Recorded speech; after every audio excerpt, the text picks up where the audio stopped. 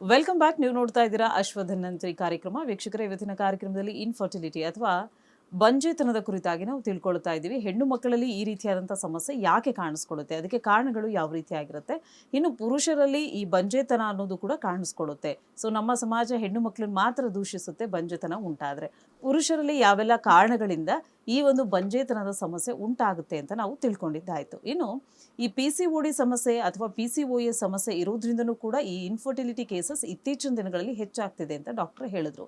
ಹಾಗಿದ್ರೆ ಈ PCOD ಸಮಸ್ಯೆ ಅಂದರೆ ಏನು, ಯಾವ ಏಜ್ ಗ್ರೂಪಲ್ಲಿ ಇದು ಹೆಚ್ಚಾಗಿ ಕಾಣಿಸ್ಕೊಳ್ಳುತ್ತೆ, ಈ ಒಂದು PCOD ಸಮಸ್ಯೆ ಕಾಣಿಸ್ಕೊಳ್ಳಿಕ್ಕೆ ಕಾರಣಗಳೇನು ತಿಳ್ಕೊಳ್ಳೋಣ. ಡಾಕ್ಟರ್, ಈ PCOD ಸಮಸ್ಯೆ ಅಂದರೆ ಏನು ಹಾಗಿದ್ರೆ? ಅದೇ ಪಾಲಿಸಿಸ್ಟಿಕ್ ಓವೇರಿಯನ್ ಡಿಸೀಸ್ ಅಥವಾ ಪಾಲಿಸಿಸ್ಟಿಕ್ ಓವೇರಿಯನ್ ಸಿಂಡ್ರೋಮ್ ಅಂತ. ಡಿಸೀಸ್ ಅಂದ್ರೆ ಬರೀ ಅಲ್ಲಿಗೆ ಮಾತ್ರ. ಸಿಂಡ್ರೋಮ್ ಅನ್ನೋದು ಒಂದು ಗ್ರೂಪ್ ಆಫ್ ಇವಾಗ ಅವರಿಗೆ ಮುಖದ ಮೇಲೆ ಗಡ್ಡದ ತರ ಬರುತ್ತೆ, ಹಿರ್ಸುಟಿಸಮ್ ಅಂತೀವಿ. ಅಂದ್ರೆ ಅದು ಹೆಣ್ಣು ಮಕ್ಕಳಲ್ಲಿ ಗಂಡು ಹಾರ್ಮೋನ್ ಜಾಸ್ತಿ ಆಗೋದು. ಈಗ ನಮ್ಮಲ್ಲಿ ಎರಡೂ ಇರುತ್ತೆ, ಸ್ತ್ರೀಯರಲ್ಲಾಗಿರ್ಬೋದು ಪುರುಷರಲ್ಲಿ ಎಲ್ಲ ಹಾರ್ಮೋನ್ಸು ಅದು ಕಮ್ಮಿ ಮಟ್ಟದಲ್ಲಿರುತ್ತೆ. ಅದಕ್ಕೆ ನಾವು ಹೇಳೋದು ನಮ್ಮ ಇದರಲ್ಲಿ ಶಾಸ್ತ್ರದಲ್ಲಿ ಇವಾಗ ಶಿವಪಾರ್ವತಿಯರು ಅವರಿಗೆ ಅರ್ಧನಾರೀಶ್ವರ ಅಂತಾರೆ. ಅಂದ್ರೆ ಅದು ಕಾನ್ಸೆಪ್ಟ್ ಅಲ್ಲಿ ನಮ್ಗೆ ಹಿಂದೆನೆ ಗೊತ್ತಿತ್ತು ಅಂತ. ಯಾವಾಗ ನಾವು ನಮ್ಮ ಆಹಾರ ಜೀವನ ಶೈಲಿ ಹಾಳು ಮಾಡ್ಕೊಳ್ತೀವಿ, ಮತ್ತೆ ಗಂಡಸರ ಥರನೇ ಇರೋದು, ಗಂಡಸರ ಥರನೇ ಗಲಾಟೆ ಮಾಡ್ಕೊಂಡು ಓಡಾಡ್ತಿರ್ತಾರೆ, ಆಹಾರದಲ್ಲಿ ಸ್ವಲ್ಪ ಒಳ್ಳೆ ಆಹಾರ ತಿಂದು ಎಕ್ಸಸೈಸ್ ಮಾಡಿದ್ರೆ ಹೆಣ್ಮಕ್ಳು, ನಾನು ಹೇಳ್ತೀನಿ, ಹೂ ಮುಡ್ಕೊಳ್ಳಿ, ಪೂಜೆಗಳಲ್ಲಿ ಹಬ್ಬಗಳಲ್ಲಿ ಹೂ ಮುಡ್ಕೊಳ್ಳಿ, ಆ ಹೂವಿನ ಸ್ಮೆಲ್ ಹ್ಯಾಪಿ ಹಾರ್ಮೋನ್ ಜಾಸ್ತಿ ಮಾಡುತ್ತೆ. ಮತ್ತೆ ನಮ್ಮಲ್ಲಿ ಒಂದು ಹೆಣ್ಣುತನ ಬರುತ್ತೆ ಆವಾಗ. ಅದಕ್ಕೆ ಮೆನಾರ್ಕಿ ಆದಾಗ ಹಿಂದೆ ಎಲ್ಲ ಶಾಸ್ತ್ರಗಳು ಮಾಡೋರು ಅವ್ರಿಗೆ ಅಲಂಕಾರ ಮಾಡಿ ಅವಳಲ್ಲಿ ಒಂದು ನಾನು ಹೆಣ್ಣು ಅನ್ನೋದು ಒಂದು ಪ್ರೌಢತೆ ಅವ್ರಿಗೆ ಇರಬೇಕು. ಯಾವಾಗ ನಮಗೆ ನಾವು ಅಯ್ಯೋ ನಾನು ಹೆಣ್ಣು ಅನ್ನೋದು ಬಂದರೆ ಅವ್ರು ಗಂಡಸ ಥರ ಮಾಡಕ್ಕೆ ಹೊರಡ್ತಾರೆ. ನಾನು ತಮಾಷೆ ಮಾಡ್ತಾ ಇರ್ತೀನಿ, ಯಾಕೆ ನಿನಗೆ ಅಭಿಮಾನ ಇಲ್ವಾ ಅಂತ.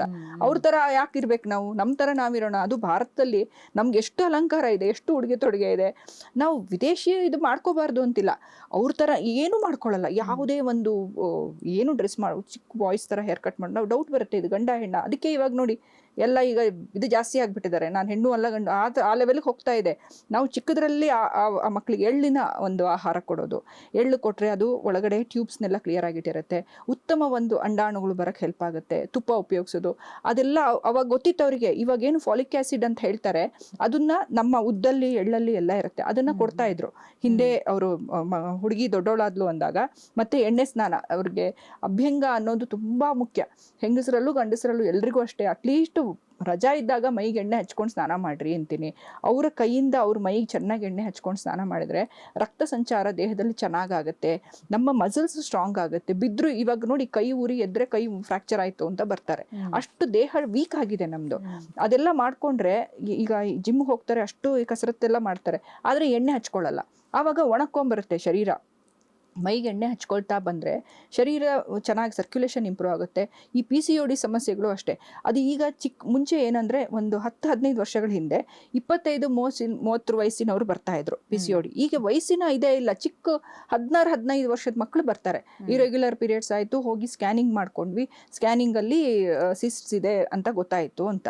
ಅಂದರೆ ಆವಾಗ ಅವ್ರಿಗೆ ಏನಾಗುತ್ತೆ, ಥೈರಾಯ್ಡ್ ಚೇಂಜ್ ಆಗೋಕ್ಕೆ ಶುರುವಾಗುತ್ತೆ. ಒಂದ್ರ ನಂತರ ಒಂದು ಎಲ್ಲ ಹಾರ್ಮೋನ್ಗಳು, ನಾವು ಚಕ್ರಗಳು ಅಂತೀವಿ, ಬೇರೆ ಬೇರೆ ಚಕ್ರಗಳು ಬದಲಾಗುತ್ತೆ ಅಂತ. ಅದಕ್ಕೆ ಏನಾಗುತ್ತೆ, ಅದಕ್ಕೆ ಏಜಿನ, ಈಗ ನೀವು ಏಜಿನ ಇದು ಕೇಳಿದ್ರಿ, ಏಜಿನ ಇದೆ ಇಲ್ಲ, ಒಂದು 30ನವರೆಗೂ ಇದೆ, 20ರವರೆಗೂ ಇದೆ, 16ರವರೆಗೂ ಇದೆ. ಇದಾಗ್ತಾ ಆಗ್ತಾ ಕಾಲ ಬದಲಾಗ್ತಾ ಆಗ್ತಾ ಚಿಕ್ಕ ಚಿಕ್ಕ ಹುಡುಗಿರಲ್ಲಿ ಶುರುವಾಗಿದೆ. ಈಗ ಮುಂಚೆ ದೊಡ್ಡವರಲ್ಲಿ ಬರ್ತಾ ಇತ್ತು. ಇರೆಗ್ಯುಲರ್ ಫಸ್ಟ್ ಶುರುವಾಗುತ್ತೆ. ಇರೆಗ್ಯುಲರ್ ಆದಾಗ ಅವರು ಸ್ವಲ್ಪ ದೇಹದ ಅಂದರೆ ಎಕ್ಸಸೈಸು, ಬದ್ಧಕೋನಾಸನ ಆಸನಗಳು ಮಾಡೋದು, ಮತ್ತೆ ಒಳ್ಳೆ ಆಹಾರ ತುಪ್ಪ ಸೇವನೆ ಮಾಡೋದು, ಸ್ಟ್ರೆಸ್ಸಿಂದ ಹೊರಗೆ ಬರೋದು, ಬಸ್ಕಿ. ಈಗ ಹಿಂದೆ ಬಾವಿಯಿಂದ ನೀರು ಸೇದಿ ನೆಲದಲ್ಲಿ ಕೂತ್ಕೊಂಡು ಅಡಿಗೆ ಮಾಡ್ತಾ ಇದ್ರು, ಅವ್ರಿಗೆ ಯಾವುದೂ ಆಗ್ತಿರ್ಲಿಲ್ಲ. ಈಗ ಸೊಂಟಕ್ಕೆ ಎಕ್ಸಸೈಸ್ ಇಲ್ಲದೆ ಇರೋದ್ರಿಂದ ಕೂತು ಕೂತು ಕೂತು ಚೇರಲ್ಲಿ ಕೂತ್ಕೊಳ್ಳೋದು, ನಿಲ್ಲೋದ್ರಿಂದ ಬರೋದು. ಅವೆಲ್ಲ ಆವಾಗಲೇ ಅವರು ಸರಿ ಮಾಡ್ಕೊಂಡ್ಬಿಟ್ರೆ ಮುಂದಿನ ಸಮಸ್ಯೆ ಹೋಗಲ್ಲ. ಅಲ್ಲೇ ಅವ್ರದ್ದು ಪೀರಿಯಡ್ಸ್ ಕರೆಕ್ಟ್ ಆಗುತ್ತೆ, ಆವಾಗ PCOD ಬರಲ್ಲ.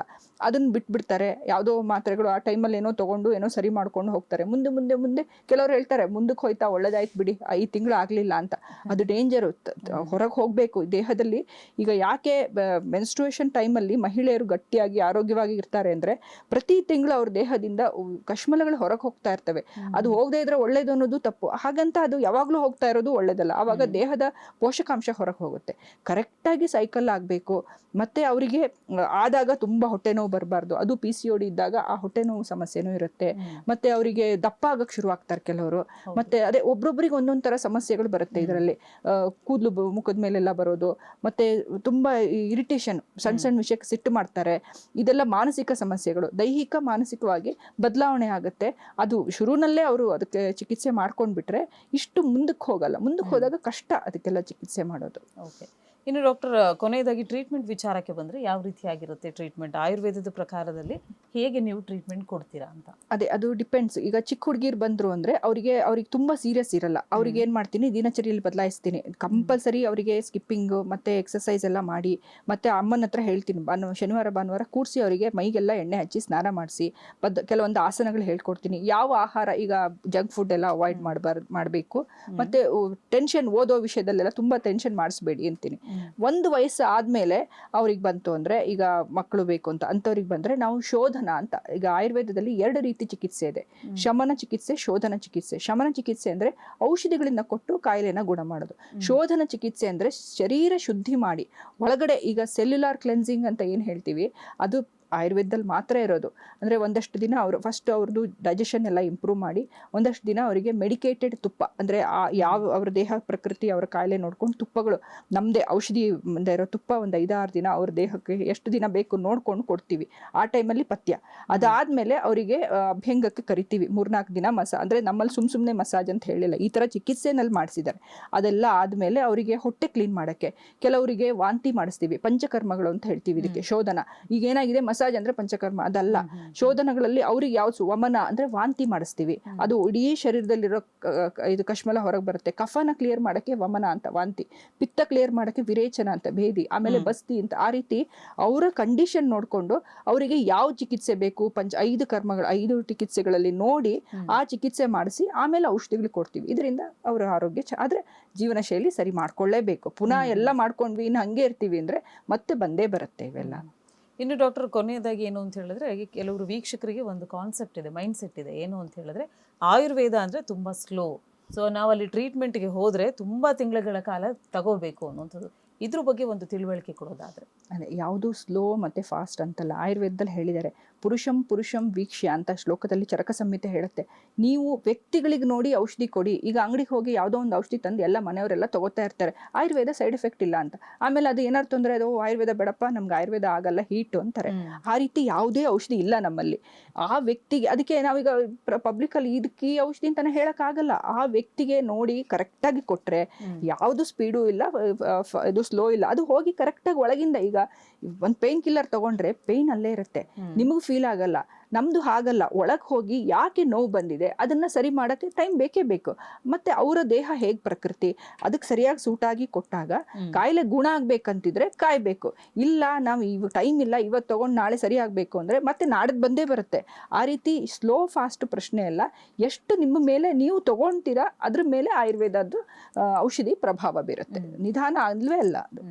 ಇನ್ನು ಆಯುರ್ವೇದ ಟ್ರೀಟ್ಮೆಂಟ್ ತಗೊಳ್ಳುವಾಗ ಪಥ್ಯಗಳನ್ನೇನಾದ್ರೂ ನೀವು ಹೇಳ್ತೀರಾ? ಪಥ್ಯಗಳು ಅಷ್ಟೊಂದು ಇಂಪಾರ್ಟೆಂಟ್ ರೋಲ್ನ ವಹಿಸುತ್ತೆ. ಹೌದು, ಆಯುರ್ವೇದಕ್ಕೆ ಅದು ಅಷ್ಟೇ. ನೀವು ತುಂಬಾ ಒಳ್ಳೆ ಪ್ರಶ್ನೆ ಕೇಳಿದ್ರಿ. ಜನ ಏನ್ ಅನ್ಕೊಂಡಿದ್ದಾರೆ, ನಿಮ್ಮ ಹತ್ರ ಔಷಧಿ ತಗೊಳ್ಳುವಾಗ ಏನೇನ್ ತಿನ್ಬಾರ್ದು ಅಂತ. ಆತರ ಖಂಡಿತ ಇಲ್ಲ. Ayurveda is a very evolved science. ಅಂದ್ರೆ ಬಹಳ ಹಿಂದೆ ಬರ್ದಿರೋ ಪುಸ್ತಕಗಳಾದ್ರು. ಈಗ ಈ ಒಂದು ಎಕ್ಸಾಂಪಲ್ ಹೇಳ್ತೀನಿ. ಆಸ್ತಮಾ ಪೇಷಂಟ್ಸ್ ಬಂದಿರ್ತಾರೆ, ಅವರಿಗೆ ನಾವು ಪೇರಳೆಕಾಯಿ ತಿನ್ಬೇಡಿ, ಪಚ್ಚಬಾಳೆ ತಿನ್ಬೇಡಿ, ಫ್ರಿಜ್ ತಿನ್ಬೇಡಿ, ಅದು ಪಥ್ಯ. ಅಂದ್ರೆ ಆ ಕಾಯಿಲೆಗೆ ಅದು ಪಥ್ಯ, ಆಯುರ್ವೇದಕ್ಕೆ ಪಥ್ಯ ಅಲ್ಲ. ಅದನ್ನ ಅವಾಯ್ಡ್ ಮಾಡಿದ್ರೆ ನಿಮ್ಗೆ ಕಾಯಿಲೆ ಕಡಿಮೆ ಆಗುತ್ತೆ.